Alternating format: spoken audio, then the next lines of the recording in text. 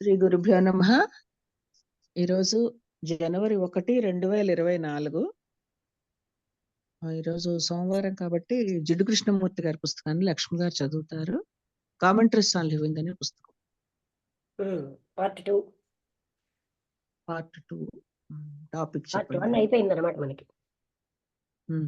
ఇంతకుముందు మృత్యు అన్న టాపిక్ మాట్లాడుకున్నాము. దీని తర్వాత టాపిక్ ఇవాల్యుయేషన్ అంటే ఏంటి? ఇవాల్యుయేట్ అంటే పేపర్లు మనం ఇవాల్యుయేట్ చేస్తాం, రైటా రాంగా అని చూడడం అనమాట. ఈ టాపిక్ ఇవాళ. అందరికీ నమస్కారం. మెడిటేషన్ అనేది చాలా ముఖ్యమైన విషయం జీవితంలో. అదే వచ్చింది. బహుశా ఇదేమో ఒక రకమైన యాక్షన్, దానికి ఎంతో గ్రేటెస్ట్ అండ్ డీపెస్ట్ సిగ్నిఫికెన్స్ అంటే మహత్తరమైన లోతైన గుర్తింపు ఉంది. ఇది ఒక సువాసన లాంటిది, దాన్ని సులువుగా మనం పట్టుకోలేము. దీన్ని మనం ఎక్కడా కూడా కొనుక్కోలేము. ఎంతో స్ట్రగుల్ అయినాను, ప్రాక్టీస్ చేసినాను.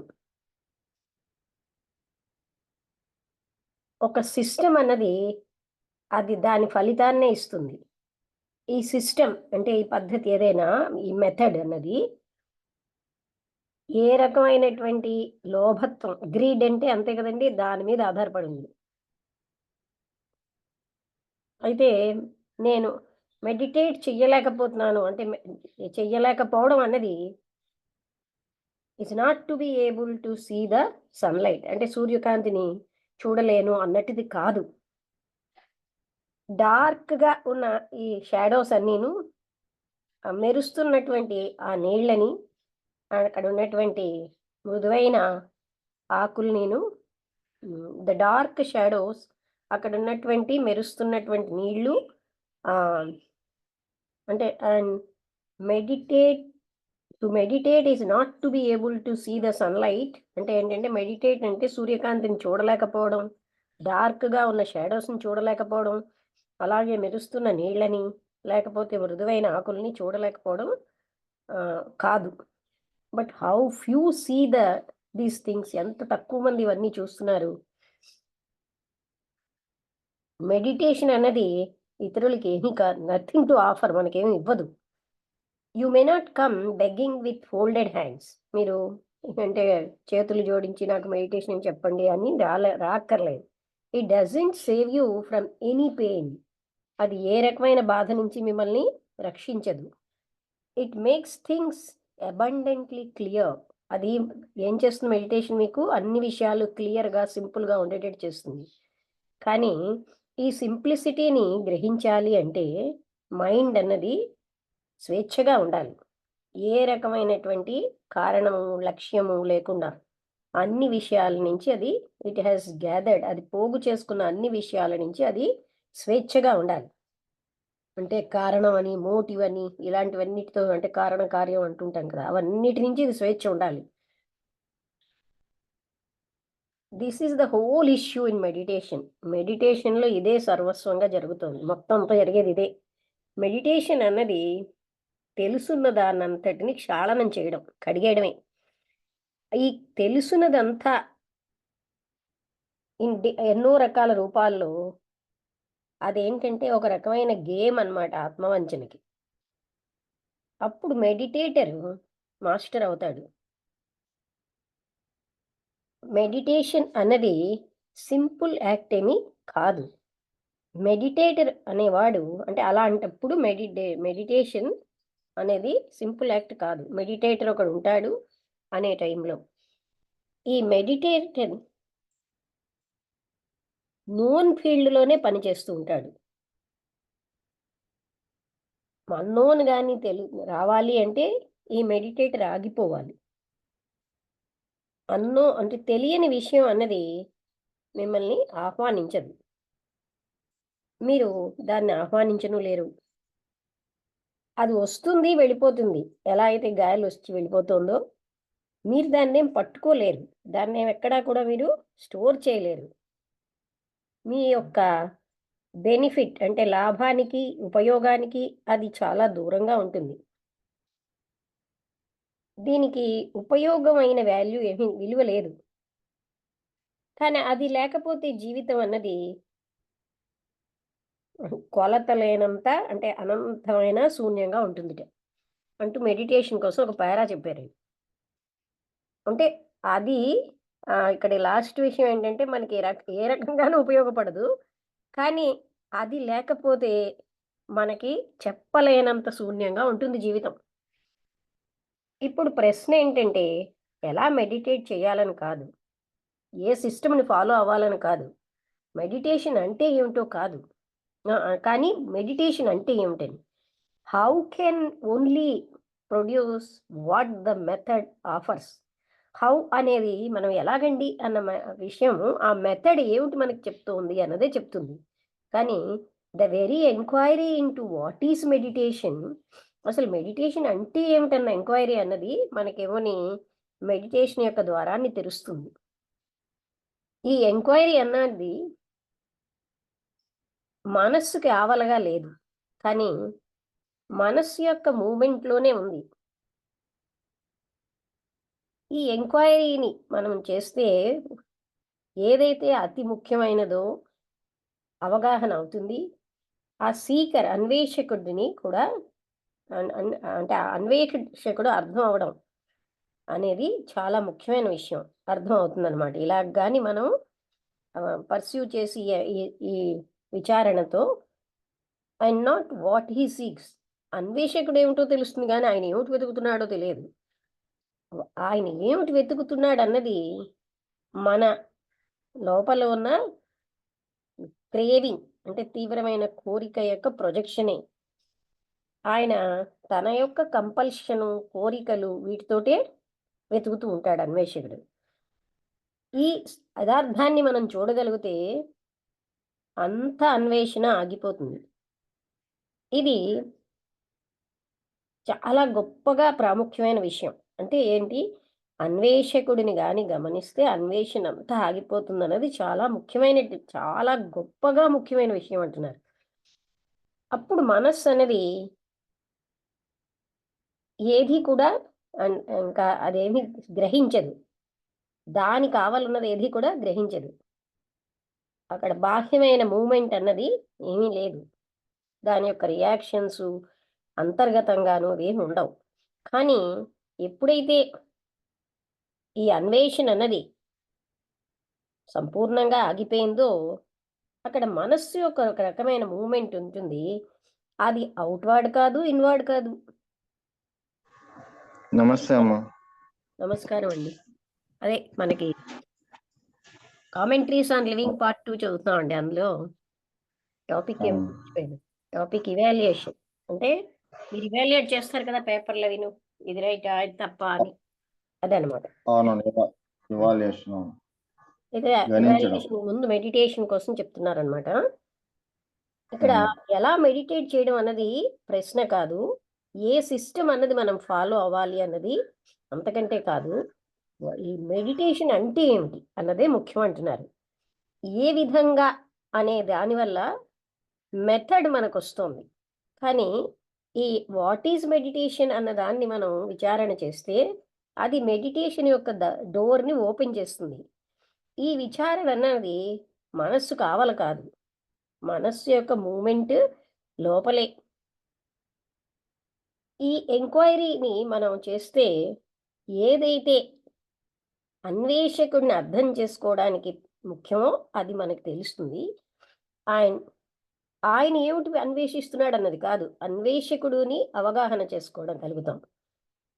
ఆయన ఏం అన్వేషణ చేస్తున్నాడన్నది ఆయన తన మనసులోంచి ప్రొజెక్ట్ చేసుకున్నదే. తన కోరికల్లోంచి, తన కంపల్షన్స్‌లోంచి, తన డిజైర్స్‌లోంచి వచ్చినదే.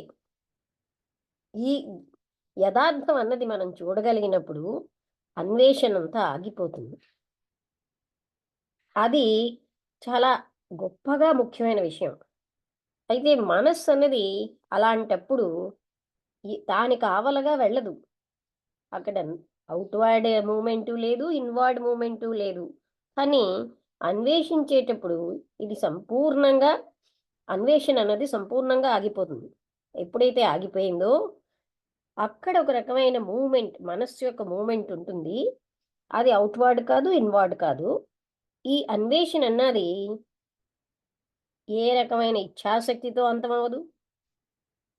లేకపోతే ఒక కాంప్లెక్స్‌గా ఉన్నటువంటి పద్ధతులతో కానీ, కన్క్లూషన్స్‌తో కానీ అది అంతమవ్వదు.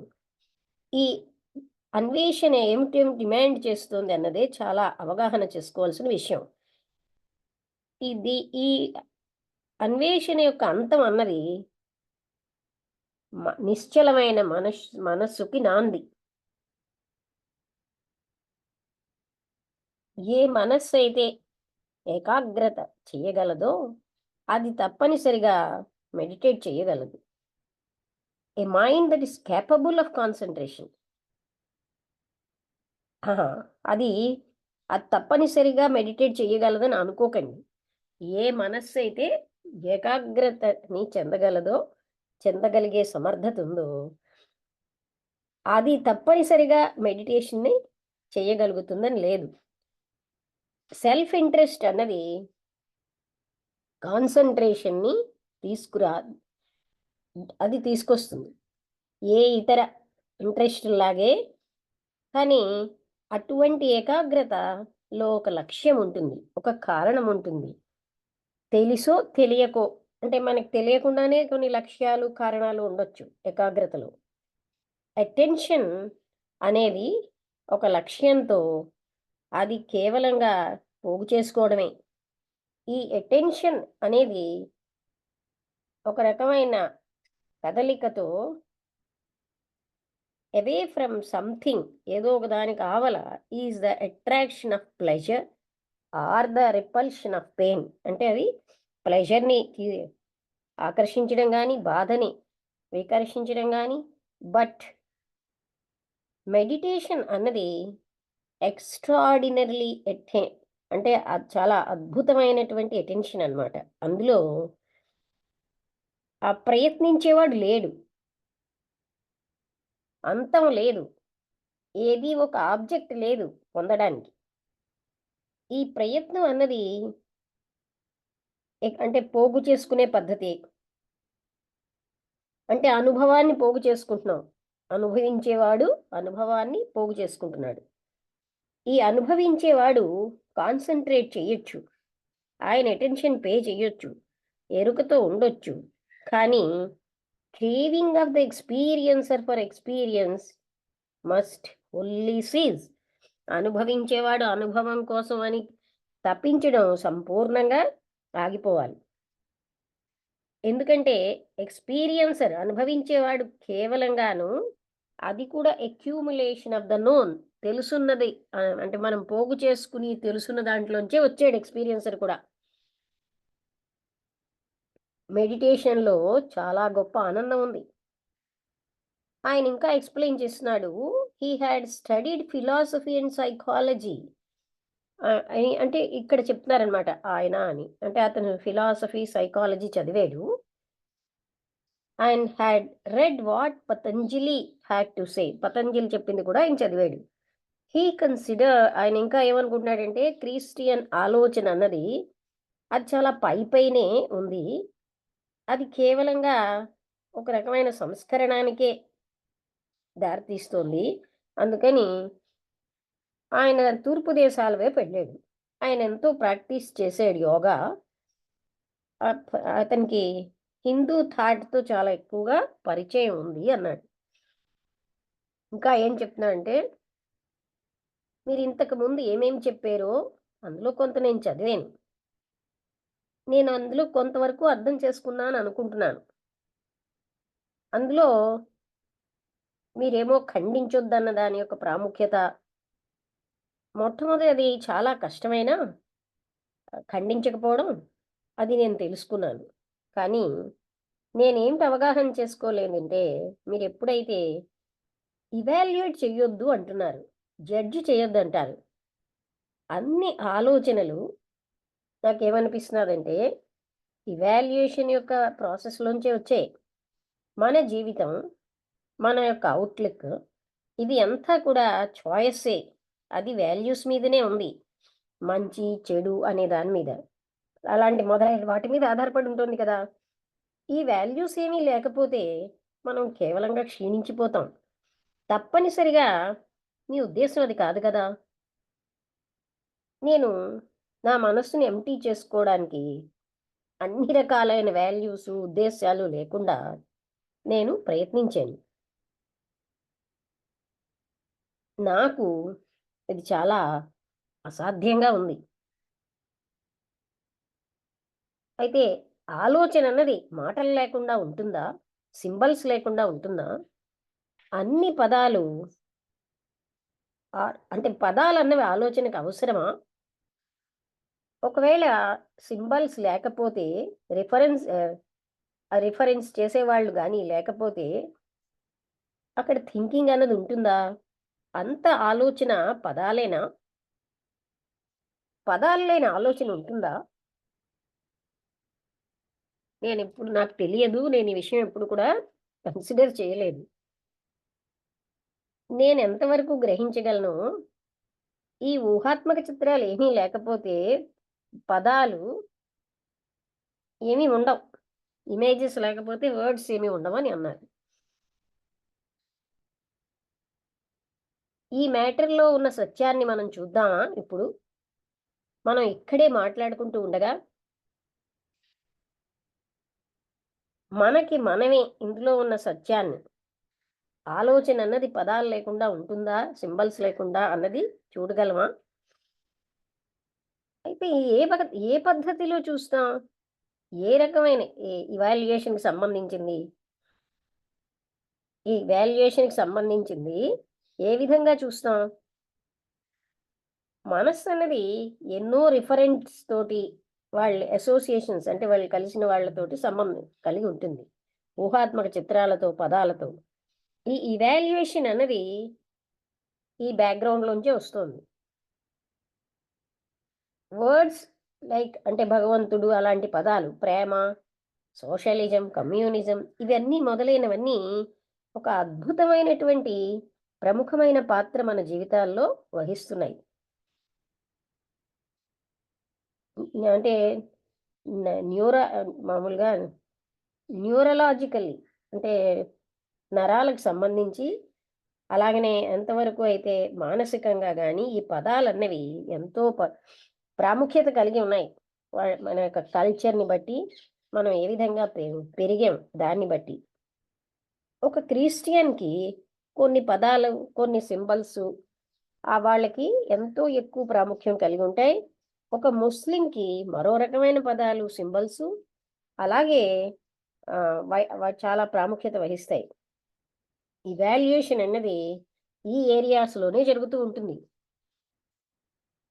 అయితే ఈ ఏరియాని అతీతంగా ఎవరైనా వెళ్ళగలరా? ఒకవేళ అలా వెళ్ళినా ఎందుకెళ్ళాలి అని ఆయన అడిగారు. ఆలోచన అన్నది ఎప్పుడు కూడా కండిషన్డ్‌గానే ఉంటుంది. ఫ్రీడమ్ ఆఫ్ థాట్ అన్నది ఏమీ లేదు. ఆలోచన నుంచి స్వేచ్ఛ అన్నది.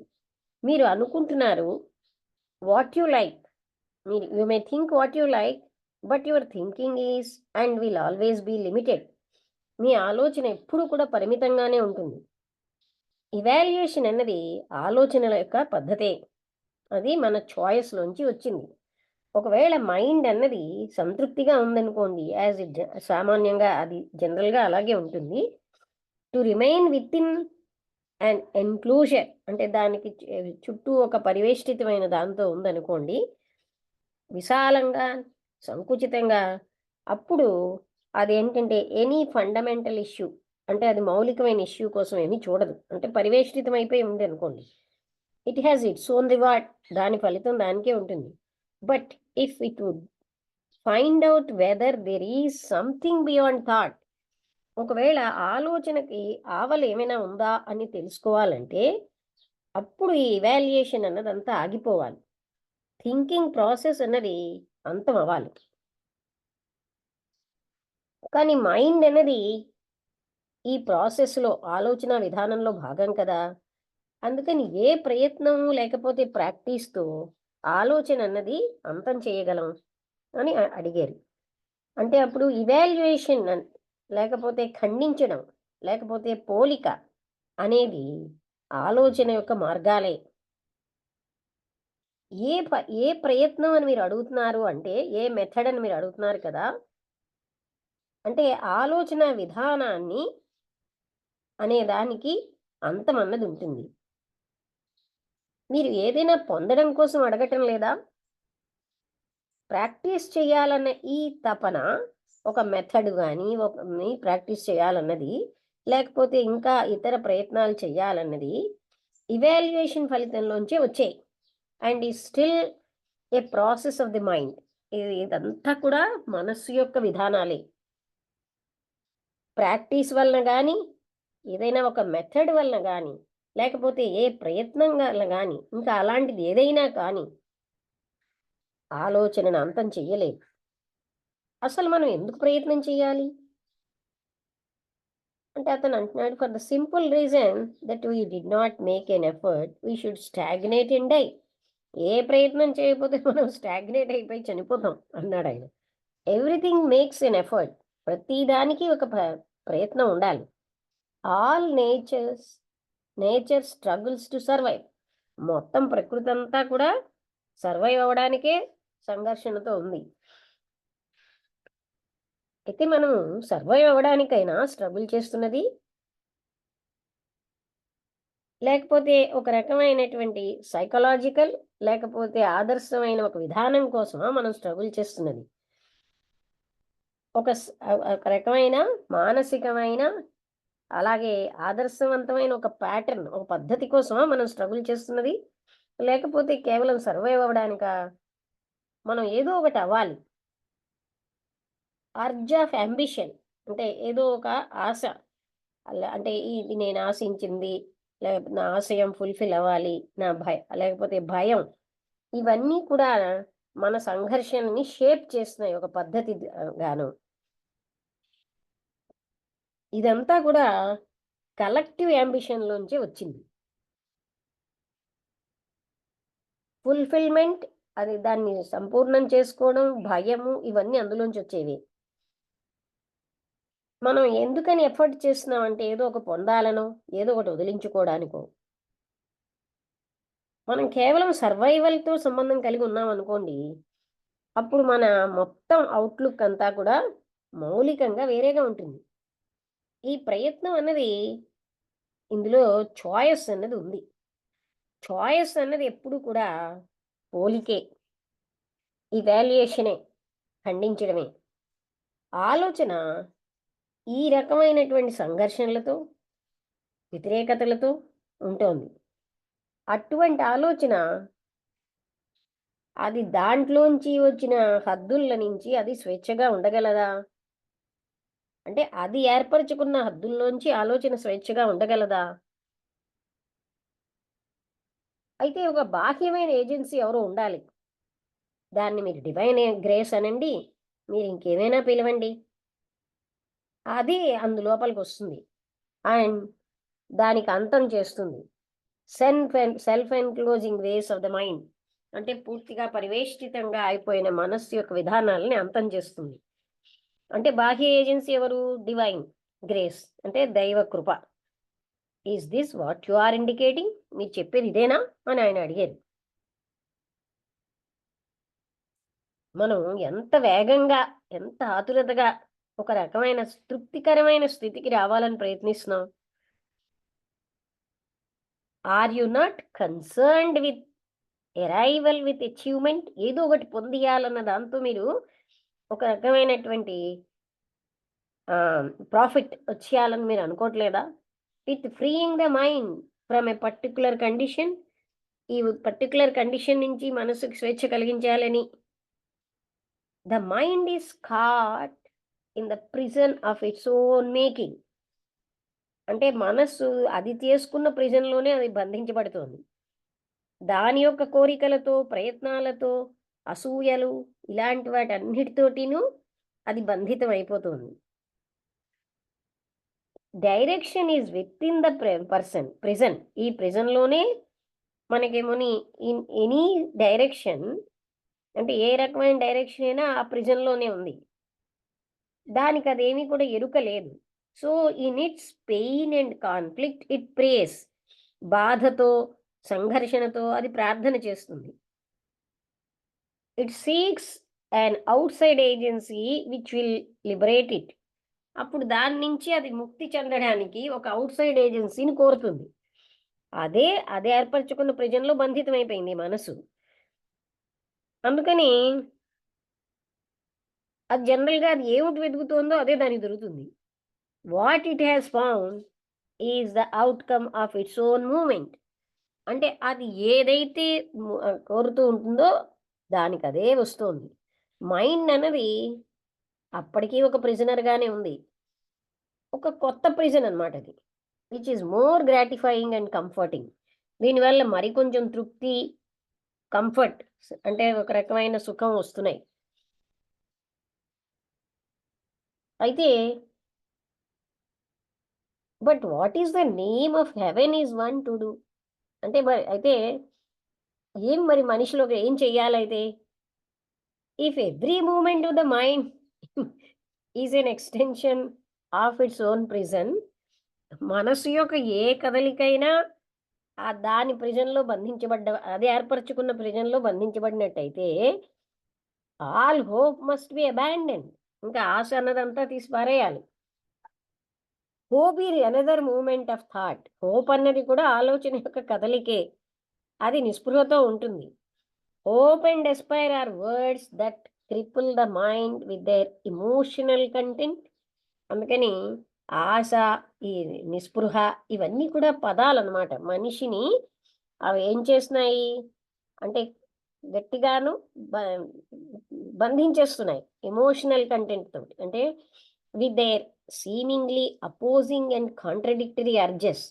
వ్యతిరేకమైన అర్జెస్ అన్నిటితో, అంటే తపనలు, కోరికలు అన్నిటితోటిను మనస్సు ముందుకు వెళ్లకుండా చేస్తున్నాయి. Is it not possible to stay in the state of despair? అందుకని నిస్పృహ అన్న స్థితిలో మనం ఉండడం సంభవం కాదా? లేకపోతే అలాంటిది మరొక స్థితిలో without rushing away from it, దాని నుంచి పారిపోకుండా, is to an opposite idea, ఇది మీకు చాలా వ్యతిరేకమైన idea, or desperately clinging to the state when which is called joyous, hopeful and so on. అందుకని మనం నిస్పృహతో ఎప్పుడు కూడా జాయస్ స్థితిని, హోప్ఫుల్గా దానికిని మనం గట్టిగా పట్టుకుని వేలాడతాం. Conflict comes into being when the mind takes flight from the state called misery. అంటే ఈ సంఘర్షణ ఎప్పుడు వస్తుంది? మనస్సు దుఃఖం అన్న దాంట్లోంచి బయటపడాలి అన్న తపన వచ్చినప్పుడే సంఘర్షణ.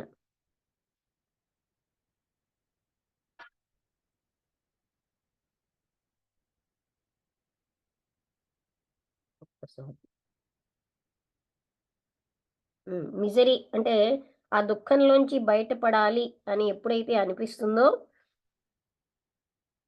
అక్కడ సంఘర్షణ వస్తుంది. లేకపోతే ఇప్పుడు ఏమంటున్నారంటే, ఈజ్ ఇట్ పాసిబుల్, అంటే మనం అలాగ డెస్పైర్తో ఉండడం సంభవమేనా అని అడిగి అప్పుడు చెప్తున్నారు. ఈ కాన్ఫ్లిక్ట్ అనేది మైండ్ ఎప్పుడైతే తన యొక్క దుఃఖంలోంచి బయటపడాలని ప్రయత్నిస్తుందో అక్కడే సంఘర్షణ, బాధ ఇవన్నీ వస్తాయి. ఇంకొక రకమైనటువంటి హోప్, హ్యాపీనెస్ ఉంటాయి అక్కడ. ఈ స్థితిని అవగాహన చేసుకోవాలి. మనం ఉన్న స్థితిని, దాన్ని అంగీకరించడం కాదు. అంగీకరించడం కానీ, దాన్ని వ్యతిరేకించడం, ఇవన్నీ కూడా ఇవాల్యుయేషన్‌లోనికే వస్తాయి అన్నారు. నాకు అర్థం అవ్వలేదండి. ఆలోచన ఏ విధంగా, ఏ రకమైనటువంటి యాక్షన్ అన్నది లేకుండా ఆ డైరెక్షన్‌లో అది ఏ విధంగా అంతమవుతుంది? ఇచ్ఛాశక్తితో ఉన్నటువంటి ఏ ఆలోచన, ఏ పనైనా, లేకపోతే కోరికతో ఉన్నది గానీ, కంపల్సివ్‌గా ఉన్నటువంటి అర్జ్‌తో ఉన్నది గానీ మనసులోంచే వచ్చేది. మనస్సు అన్నది ఎప్పుడు ఇవాల్యుయేట్ చేస్తుంది, కంపేర్ చేస్తుంది, ఖండిస్తుంది. ఒకవేళ మనస్సు అన్నది ఈ సత్యాన్ని అవగాహన చేసుకుంటే అంటే ఆ వాదనలతో కాకుండా, లేకపోతే నమ్మకంతో కాకుండా, బట్ త్రూ బీయింగ్ సింపుల్, సామాన్యంగా ఉంటూ, అటెంటివ్గా ఉంటూ అర్థం చేసుకుంటే థాట్ అన్నది అంతమైపోతుంది. అంటే ఈ మొత్తం ప్రాసెస్ అంతటిని మనస్సు అవగాహన చేసుకుంటే అప్పుడు అది అంతం అవుతుంది. ద ఎండింగ్ ఆఫ్ థాట్ అంటే ఆలోచన అంతం చేయడం అంటే నిద్ర కాదు. A weakening of the state of negation. అంటే కాదు అనే ఒక స్థితిని మనం అది బలహీనపరుస్తున్నాం. It is an entirely different state. ఇది పూర్తిగా వేరే అయిన స్థితి. అంటే ఆ నెగేషన్‌ని కూడా బలహీనపరుస్తున్నాం. అయితే మన యొక్క మాటలు కలిసి మాట్లాడుకున్నది నాకేమనిపిస్తోందంటే, నేనింత లోతుగా దీనికోసం ఎప్పుడూ ఆలోచించలేదు. నేను చాలా ఎక్కువ చదివినా సరే, నేను ఇతరులు ఏం చెప్పారన్నదే అవగాహన చేసుకున్నాను. నేనేమనుకుంటున్నానంటే, ఫస్ట్ టైమ్ నేను అనుభవిస్తున్నాను. నా యొక్క ఆలోచన యొక్క స్థితి నేను వినగలుగుతున్నాను. మోర్ దాన్ మియర్ వర్డ్స్, పదాల కంటే అతీతమైనదేదో నేను వింటున్నాను అన్నారాయన. ఇక్కడితో ఇది అయిపోయింది. అంటే ఆయన ఎన్నో చదివాడు కదా! ఇక్కడే ఉంది తేడా. ఎన్ని చదివినా నేనెప్పుడూ కూడా ఇతరులు చెప్పినవే చదివాను. ఇప్పుడు నేను చూస్తున్నానంటున్నాడాయన. అంటే ఇంతవరకు ఎప్పుడు కూడా ఈ మాటలన్నీ ఏమి నాకు చెప్తున్నాయంటే, ఇంత డీప్‌గా నేనెప్పుడూ కూడా ఆలోచించలేదు. నేను ఎంతో చదివినప్పటికీ, నేను కేవలంగా ఇతరులు చెప్పినవే ప్రయత్నించాను అర్థం చేసుకోవడానికి. ఫస్ట్ టైము నేను ఎక్స్‌పీరియన్స్ చేస్తున్నాను. నా యొక్క స్వతసిద్ధమైన ఆలోచనని and I am perhaps able to listen to something more than mere words. పదాల కంటే అతీతమైన దాన్ని నేను వినగలుగుతున్నాను అన్నారు. అంటే మనం కేవలం పదాలే కాకుండా మాటలకు అతీతమైనది క్యాచ్ చేయగలగాలి. అప్పుడే మనకి ఇవన్నీ అర్థమవుతాయి. నమస్తే అమ్మ. నమస్తే. అర్థమైందా? మధ్యలో నా నెగేషన్ గురించి చెప్పారు కదా, మధ్యలో ఫోన్ వచ్చిందమ్మా. నెగేషన్ అని చెప్పారు కదా. అంటే నెగేషన్ కూడా బలహీనం అయిపోతుంది. ఇది కాదు, ఇది కాదు అని ఖండిస్తున్నాం కదా! అంతా కూడా బలహీనం అయిపోతుంది. అక్కడ ఏం ఉండదు. నెగేషన్ కూడా ఉండదు. బలహీనపడుతుంది. అది మళ్ళీ చదువుతాను కావలిస్తే మీకు ఒకసారి. అంటే ఆ పాసేజ్ కదా చూస్తా.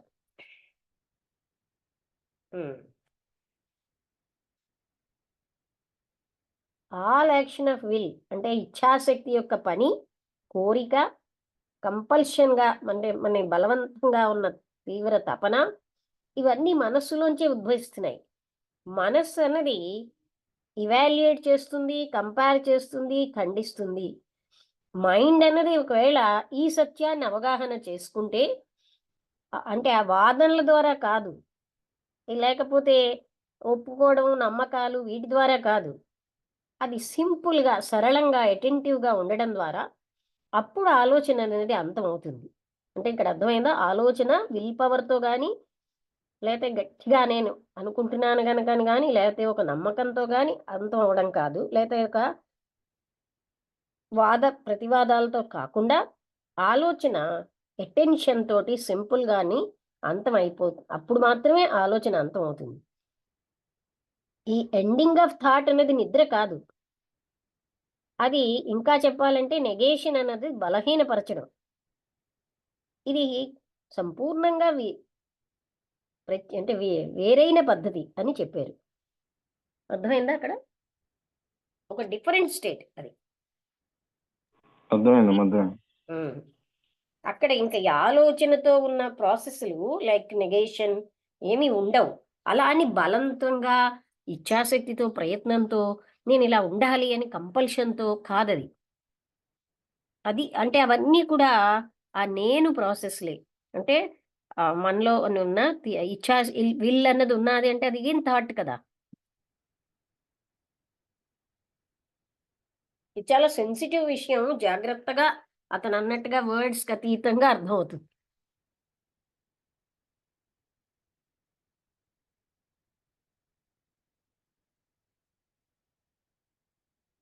ఏమైనా డౌట్స్ అడుగుతారా? లేకపోతే చెప్తారా? స్టార్టింగ్ ఏంటమ్మా? స్టార్టింగ్ ఎవరు? ఆయన మెడిటేషన్ కోసమే మొదలెట్టారు. చెప్పి ఉమ్, ఆయన అంటే ఓ, సామాన్యంగా మెడిటేషన్ కోసం చెప్పి తర్వాత ఒక ఆయన వచ్చాడు ఈ విధంగా చెప్తున్నాడు అని. ఆయన ఎన్నో రకాలైన అంటే అతనికి క్రిస్టియన్ సిస్టమ్ నచ్చక ఈస్టర్న్ సైడ్ అంటే తూర్పు దేశాల వైపు వచ్చాడు. ఎంతో మంది యోగుల్ని కలిసాడు. ఎన్నో రకాల పద్ధతులు ఎన్నో నేర్చుకున్నాడు అని అలాగ చెప్పారు అతని ఇంట్రడక్షన్. ఓకే, ఓకేనమ్మా. ముందు మెడిటేషన్ కోసం చెప్పారు. మీరు అది వినలేదేమో కదా! మరొకసారి చదువుతాను, అందరికీ ఉపయోగపడుతుంది ఆ ఫస్ట్ పాసేజ్. మెడిటేషన్ అనేది చాలా ముఖ్యమైన పని జీవితంలో. బహుశా గ్రేటెస్ట్ అంటే చాలా గొప్పది, లోతైన గుర్తింపు ఉన్నది. ఇది ఒక సువాసన. దాన్ని సులువుగా మనం పట్టుకోలేము. ఇది ఎక్కడా కొనబడదు. దాన్ని పోరాటం వల్ల గాని, ప్రాక్టీస్ వల్ల గాని వచ్చేది కాదు. ఒక సిస్టమ్ అన్నది ఎప్పుడూ ఒక ఫలితాన్ని ఇస్తుంది. సిస్టమ్ గాని, పద్ధతి గాని ఏదో ఒక రకమైన లేకపోతే based on envy and greed. అంటే గ్రీడ్ అంటే లోభత్వం, అసూయ వీటి మీద ఆధారపడుతున్నాయి. A system can yield only the fruit of it offers. అది ఏ ఫ్రూట్ ఇస్తుందో అదే ఇస్తుంది. ఈ సిస్టమ్ గాని, మెథడ్ గాని అసూయ మీద, గ్రీడ్ మీద ఆధారపడి ఉంటున్నాయి. మెడిటేట్ చెయ్యలేకపోవడం అన్నది సన్‌లైట్‌ని చూడలేకపోవడం లాగా, డార్క్ షాడోస్‌ని చూడలేకపోవడం, లేకపోతే మెరుస్తున్నటువంటి నీళ్ళని చూడలేకపోవడం, లేకపోతే టెండర్‌గా అంటే సున్నితంగా ఉన్న ఆకుని చూడలేకపోవడం కాదు. అయితే ఈ విషయాలు ఎంతో కొద్దిమందే చూడగలుగుతారు. మెడిటేషన్ అన్నది ఏమీ మనకివ్వదు. మీరేదో అడుగుతూ, బెగ్ చేస్తూ ఇక్కడికి మీరు ఫోల్డెడ్ హ్యాండ్స్ తోటి రాక్కర్లేదు. You may not come. It doesn't save you from any pain. ఏ బాధ నుంచి ఇప్పుడు చూడండి, నేను మెడిటేషన్ చేశాను, నాకు ఈ కాలు నొప్పి తగ్గింది, తలనొప్పి తగ్గింది అంటారు. ఆయన ఏం చెప్తున్నారంటే అది మిమ్మల్ని ఏ బాధలోంచి రక్షించదు. ఇది అన్ని విషయాలు మీకు క్లియర్ అయ్యేటట్టుగా, సింపుల్ అయ్యేటట్టుగా చేస్తుంది. కానీ ఈ సింప్లిసిటీని పట్టుకోవాలంటే మైండ్ అన్నది స్వేచ్ఛగా ఉండాలి. ఏ రకమైన కారణము, లక్ష్యము లేకుండా. కారణ కార్యాలంటావే అలాంటివి కాకుండా ఏది మోటివేషన్ ఏమీ లేకుండా అంటే లక్ష్యం